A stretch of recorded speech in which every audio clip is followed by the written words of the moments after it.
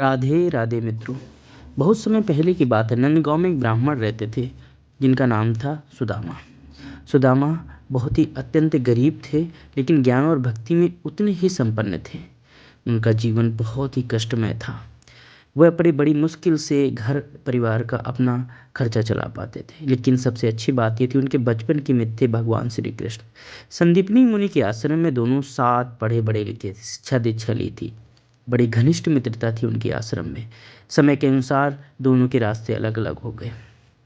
आज सुदामा के घर में खाने के लिए सही से भोजन भी नहीं है। इनकी पत्नी ने बोला, जाइए भगवान श्री कृष्ण हेल्प ले लीजिए। पहले उन्होंने मना किया कि नहीं, ये दोस्त के यहाँ से कुछ मांगने नहीं जाया जाता। लेकिन फिर उन्होंने कुछ सोचा विचारा और पत्नी के बार बार कहने पर वो थोड़ा सा चावल लेकर उपहार हेतु द्वारका की ओर चल दिए। रास्ते में वो हमेशा सोचते जाते कि कैसे क्या करेंगे। अंततः वह द्वारका पहुंच गए। इतनी भव्य नगरी को देखकर वो आश्चर्य में रह गए। और फिर द्वारपालों ने भगवान श्री कृष्ण को बोला कि उनके परम मित्र उनसे मिलने आए। भगवान श्री कृष्ण की आंखों में आंसू थे और वह बिना कुछ सोचे सुध-बुध भूले भाग पड़े अपने मित्र से मिलने के लिए। ना पैरों में कुछ पहने हुए हैं, ना कुछ होश है कि वो किधर जा रहे हैं, क्या कर रहे हैं। सिर्फ एक उम्मीद थी, एक ही आशा कि अपने मित्र से जाकर जल्द से जल्द मिले और गले मिले। वह क्षण भी आ गया।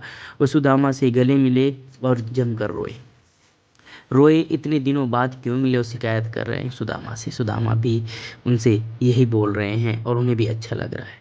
भगवान श्री कृष्ण महल ले गए और अपने आंसुओं से उनके पैरों को धुलाया। उसके बाद भगवान ने उनसे चावल की पोटली छीन ली और चावल खाना शुरू कर दिया।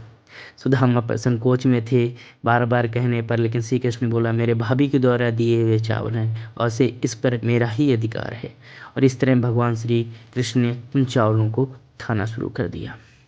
एक एक मुट्ठी से एक एक लोग दान करने लगे। ये भगवान श्री कृष्ण के दान की महिमा है। और कुछ ही दिन बाद वह अपने घर को लौटे वापस सुदामा जी। जैसे सुदामा घर पहुंचे तो अपने छोटे से झोपड़ी की जगह पर एक आलीशान घर देखा। उनकी बीवी बच्चे सब राशि कपड़ों से व्यस्त थे। ऐसा देखकर उन्हें बहुत ही आश्चर्य हुआ और उनके भगवान की कृपा का उनको एहसास हुआ।